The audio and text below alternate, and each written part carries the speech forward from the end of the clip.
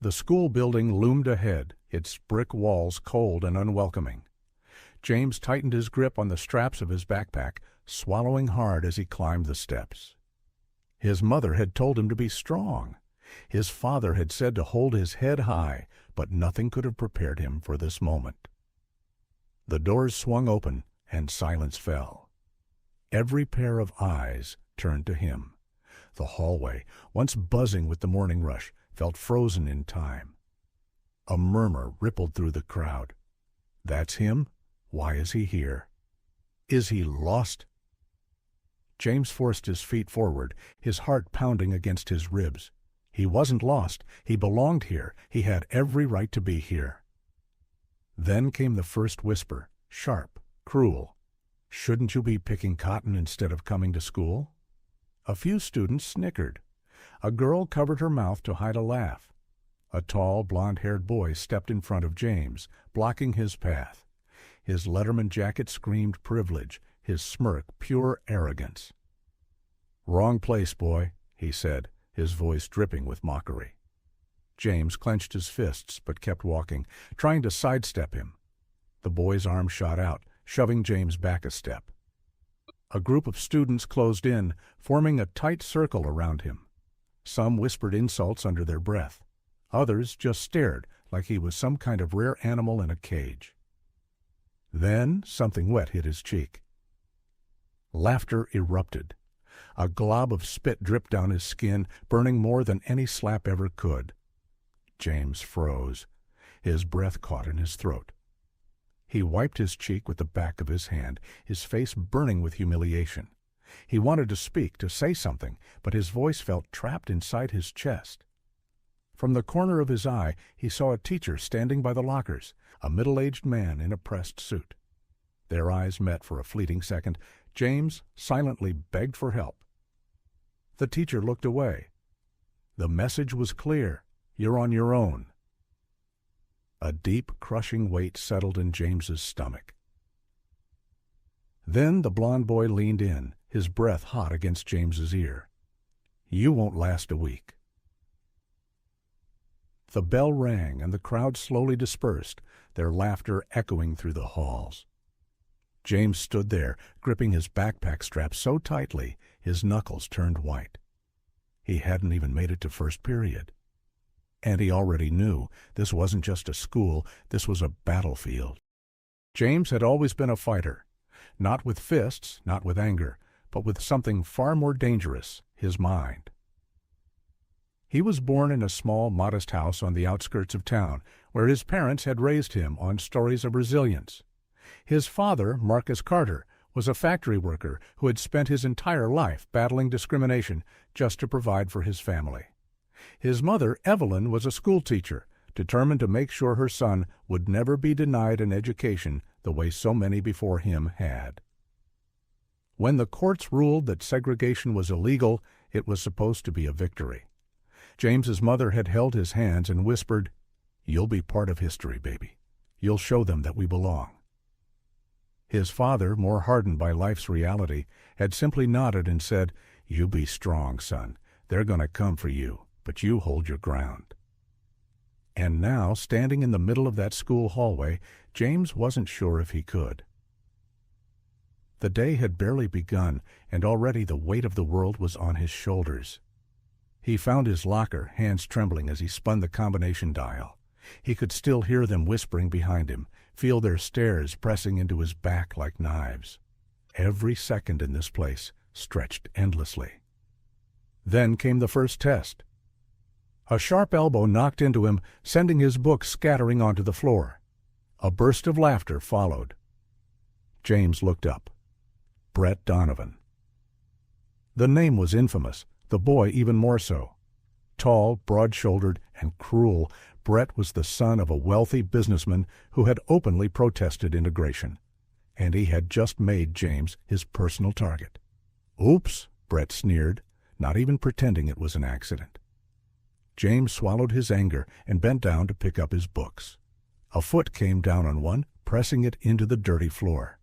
"Don't touch that," Brett warned, his voice laced with amusement. James looked up. Around him, students were watching, waiting to see what he'd do. He took a slow breath, forcing himself to stay calm. "Move your foot." Brett smirked. "Or what?" Silence. Then a voice cut through the tension. "That's enough, Mr. Donovan." The hallway hushed as Principal Robert Hastings strode forward. A tall, thin man with graying hair, his presence alone commanded attention. But James quickly realized this was not a rescue. Hastings's cold, calculating eyes landed on James, and the look he gave him sent a chill down his spine. "Is there a problem, Carter?" the principal asked, his tone flat. James hesitated. He could see it, the trap laid in front of him. If he called Brett out, it would only paint him as a troublemaker. If he stayed silent, he would be showing weakness. Finally, he shook his head. "No, sir." Hastings smiled, but there was no kindness in it. "Good. Let's keep it that way." With that, he walked away. Brett lifted his foot and kicked the book toward James. "See? Even the principal knows your place." James bit down on his tongue so hard it almost bled. He gathered his books and walked away, refusing to let them see him break. The teacher, Mrs. Caldwell, barely acknowledged him as he walked in. No assigned seat, no introduction, as if he didn't exist. James found an empty desk near the back and sat down. The girl next to him scooted her chair away. A boy in front of him muttered, "Great, now the whole room smells." The teacher began the lesson as if nothing had happened. James forced himself to focus, scribbling notes into his book, but the whispers never stopped. Neither did the small acts of cruelty. A crumpled paper hit his desk. He unfolded it. "Leave while you can, or else." His hands clenched. He glanced around, but no one met his gaze. The message was clear. He wasn't welcome here. James carried his tray through the cafeteria, scanning the tables. He knew better than to think anyone would let him sit with them. He spotted an empty table in the corner and hurried toward it. Just as he sat down, splash. Milk, cold, sticky, dripping down his shirt. Gasps, laughter. James froze, his breath shallow. His hands gripped the edge of the table. He looked up and met Brett's smug grin from across the room. The cafeteria doors opened, and Principal Hastings walked in. James saw him take in the scene. The man's eyes met his. Then, without a word, he turned and walked away. James felt something crack inside him. This wasn't just racism. This was war. James woke up the next morning with a tight knot in his stomach. He had barely slept, replaying every cruel moment from the day before. The stares, the whispers, the milk dripping down his shirt. He had expected resistance, but not like this. Still, he refused to back down. He walked into the school, shoulders squared, determined to make it through the day. But they were waiting for him. As he reached his locker, his steps faltered. Something was wrong. The metal door was covered in thick red paint. The words burned into his mind instantly. "Go home in asterisk, asterisk, asterisk, asterisk." Asterisk. His chest tightened. His hands trembled as he reached for the lock, but it was jammed. He tried again, twisting the dial, but it wouldn't budge. A snicker behind him. James turned slowly. Brett and his group stood there, arms crossed, smirking. "What's wrong, Carter? Forget your combination?" Brett sneered. James didn't answer. He just kept pulling at the locker, heart pounding. He couldn't let them see how much it got to him. "Maybe you should take the hint," another boy chimed in. Laughter erupted around him. He knew the teachers wouldn't do anything. Principal Hastings had already shown whose side he was on. James clenched his fists, swallowing the rage bubbling inside him. They wanted him to react, to explode, to prove them right. So he forced himself to turn away. He spent the morning carrying his books in his arms, refusing to ask for help. By lunchtime, James had lost his English notebook. He had placed it on his desk before stepping out for a drink, and when he returned, it was gone. His stomach dropped. He needed that notebook. His mother had stayed up late helping him with an essay, an assignment worth a large chunk of his grade. Frantically, he searched under the desks, through his bag, inside his books. Nothing. Then a voice called out, "Looking for this?" James spun around. Brett held his notebook in one hand, flipping through the pages casually. "Give it back," James said, trying to keep his voice steady. Brett smirked. "Sure." And then, right in front of him, he ripped out a page. James took a step forward, rage burning through his veins. Rip! Another page. Rip, rip. James lunged, grabbing at the notebook. Brett dodged easily, tossing the torn remains into the trash. Oops! The room was silent. Eyes were on him again, waiting to see what he would do. James's fist clenched. He wanted to hit him. But then Brett leaned in and whispered, "Do it. Give me a reason to make sure you don't come back tomorrow." James froze. And then, slowly, painfully, he turned around and walked away. Laughter followed him out the door. By the time fourth period rolled around, James felt completely drained. He just wanted to get through the day. Then Mrs. Caldwell's voice cut through the room. "James Carter, stand up." James stiffened. His heart thudded in his chest as he slowly rose to his feet. The entire class turned to stare. Mrs. Caldwell held up a folded cheat sheet. "Care to explain why this was found under your desk?" she asked, her voice icy. James's blood ran cold. "That's not mine," he said immediately. She raised an eyebrow. "Oh? So how did it end up there?" James opened his mouth, then stopped. Brett was smiling. Realization hit him like a freight train. And Mrs. Caldwell wasn't looking for the truth. "I didn't cheat," James said, his voice firmer this time. "That's not what it looks like," she said, shaking her head. "Academic dishonesty is a serious offense." James's pulse pounded in his ears. "Check my work," he insisted. "I didn't use any answers from that sheet." "That's not the point," she snapped. "The point is you had it, and at this school we have zero tolerance for cheating." James glanced around desperately, but no one spoke up for him. His stomach twisted. He was fighting alone. By the end of the day, James was suspended for 3 days. Not expelled, but close. His mother's face when she picked him up from school. He would never forget it. Disappointment, fear, pain. As they drove home, her hands gripped the steering wheel so tightly her knuckles turned white. "James," she finally said, voice barely above a whisper. "Tell me the truth. Did you cheat?" "No, Mama," he said, his throat tightening. She closed her eyes. And then, finally, she sighed. "I believe you." James stared out the window, his jaw clenched. They had tried to break him. But they had underestimated him. "James," she finally said, voice barely above a whisper. "Tell me the truth. Did you cheat?" "No, Mama," he said, his throat tightening.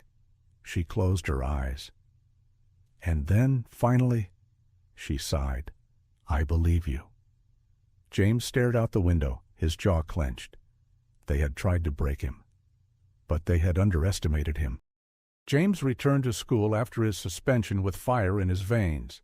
They wanted him gone. They wanted him broken. But he refused to give them the satisfaction.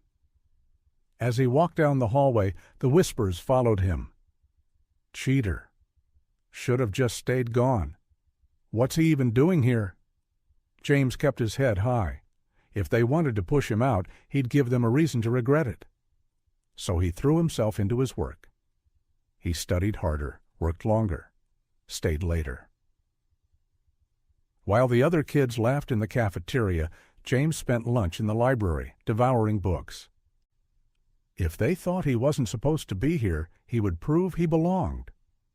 In history class, James raised his hand to answer a question.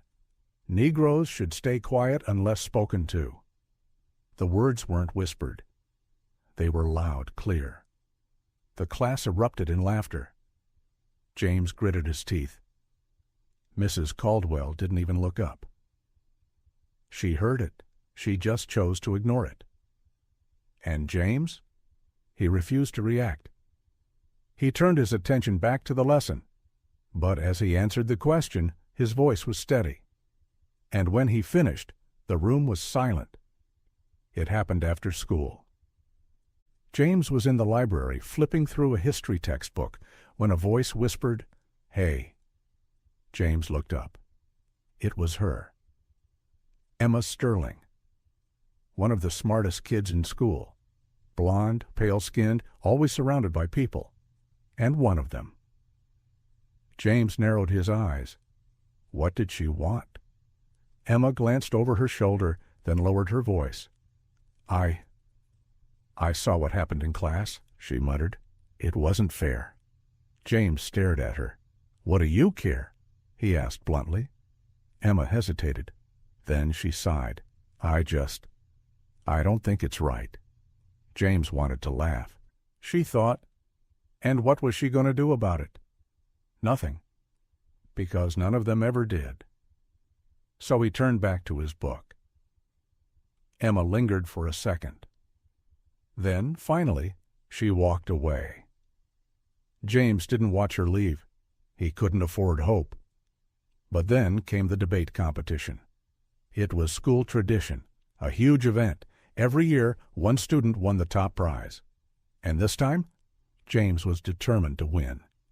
He signed up, pouring himself into research, crafting his argument until it was flawless. When the day arrived, he stood on stage, heart pounding. The crowd was watching, judging. His opponent smirked at him from across the podium. But James didn't care. Because the second he spoke, everything else faded away. His voice was sharp, confident, unshakable.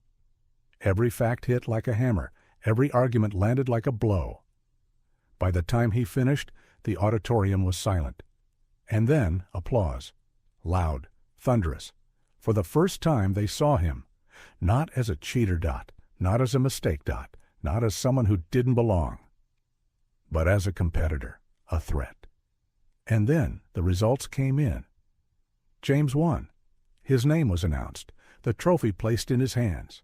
For a brief, shining moment, he had done it. He had proven himself. And then Principal Hastings stepped onto the stage. James barely had time to register his presence before the principal snatched the mic. "Due to a technicality," he announced, his voice calm, cold, merciless, "James Carter's victory is disqualified." James's stomach dropped. The crowd murmured in confusion. James turned sharply. "What?" The principal didn't even look at him. "The judges found discrepancies in the scoring process," he continued smoothly. "The win is being reassigned." The trophy was taken from James's hands, given to the runner-up. Just like that, it was over. James stood frozen as Brett smirked at him from the front row. Because this? This was never about fairness. It was never about winning. It was about making sure he lost.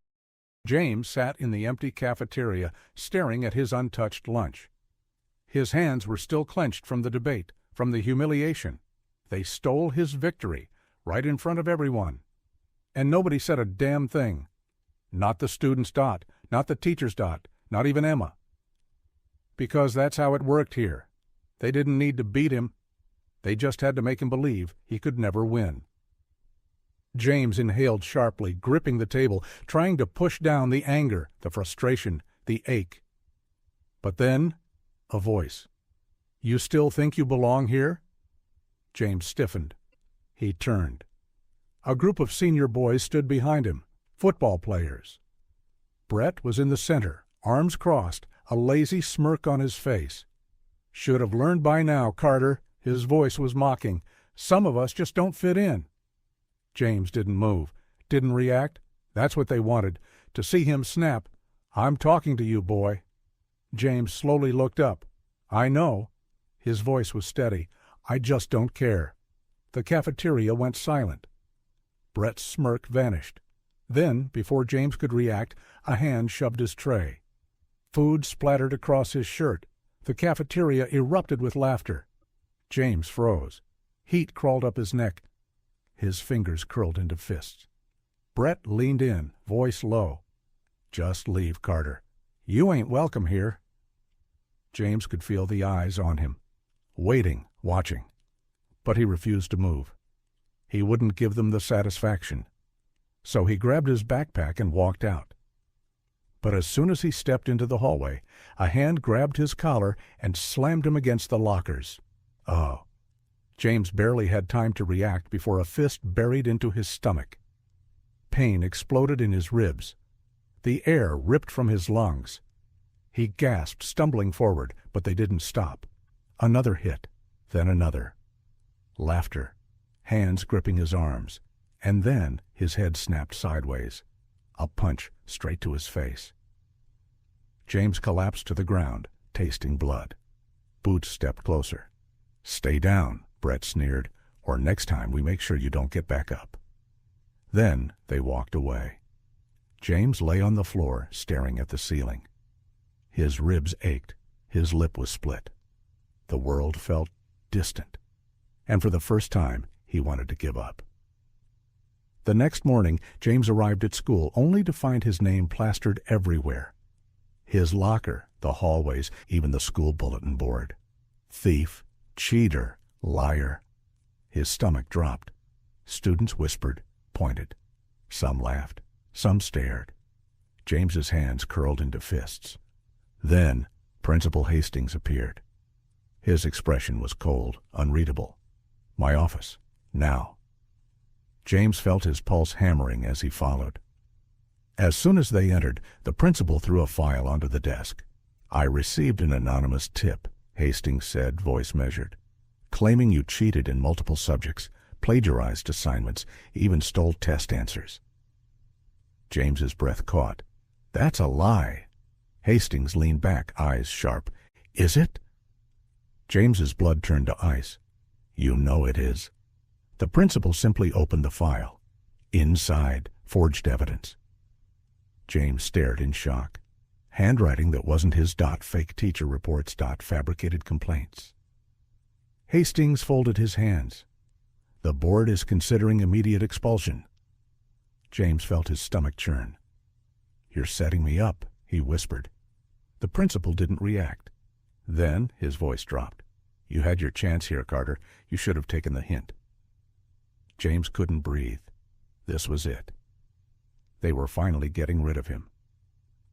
That night at home, his parents sat him down. His mother's eyes were red. His father's hands trembled. "James." His father exhaled. "Maybe it's time to leave." James's chest tightened. "You don't believe them, do you?" "Of course not." His mother's voice broke.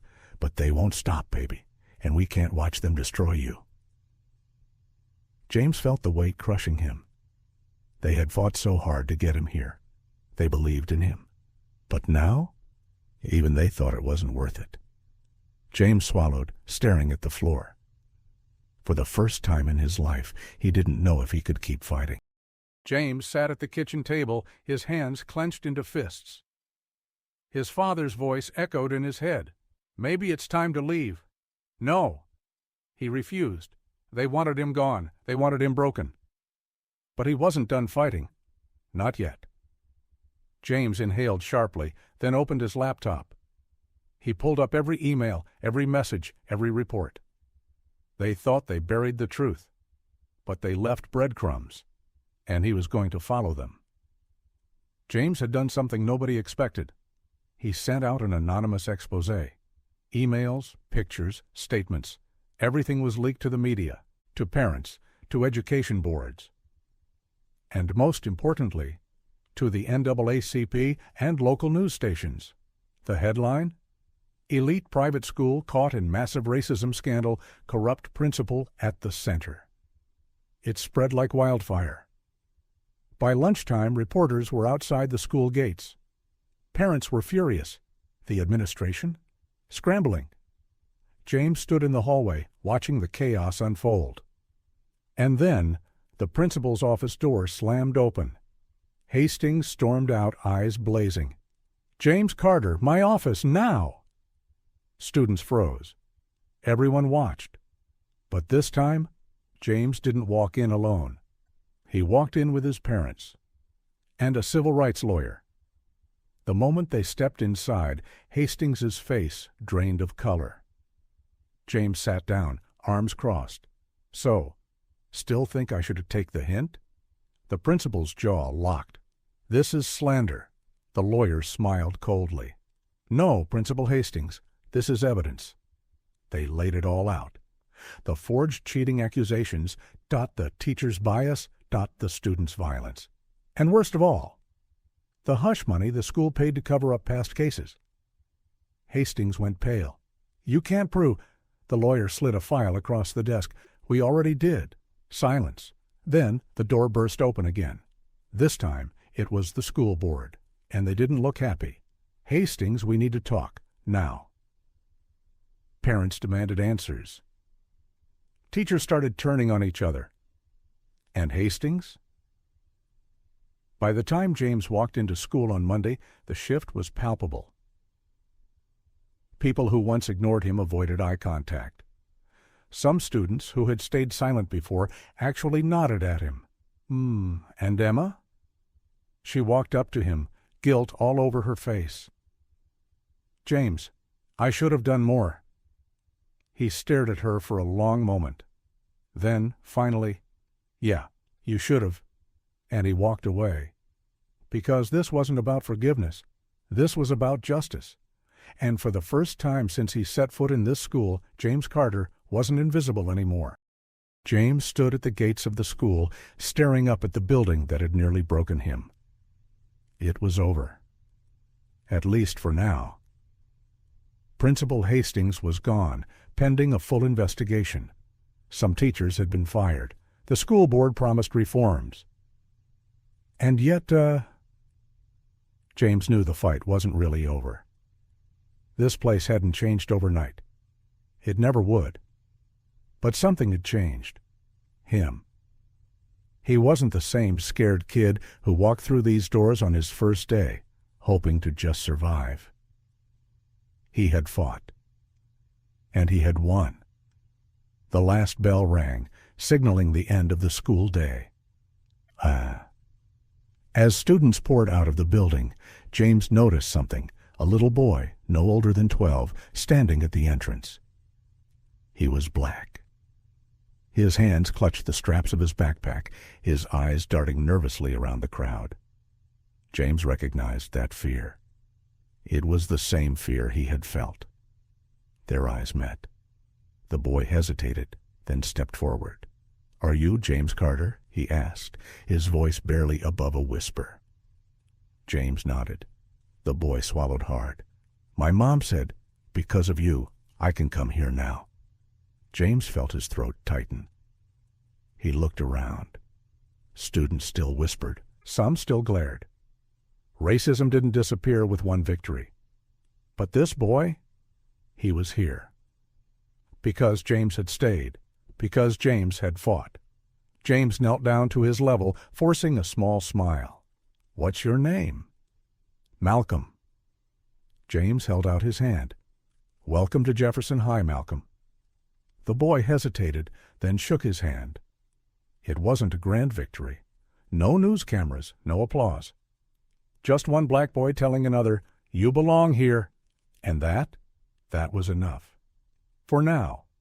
James turned back toward the school one last time. Then, without looking back, he walked away. Because this fight, it was just getting started.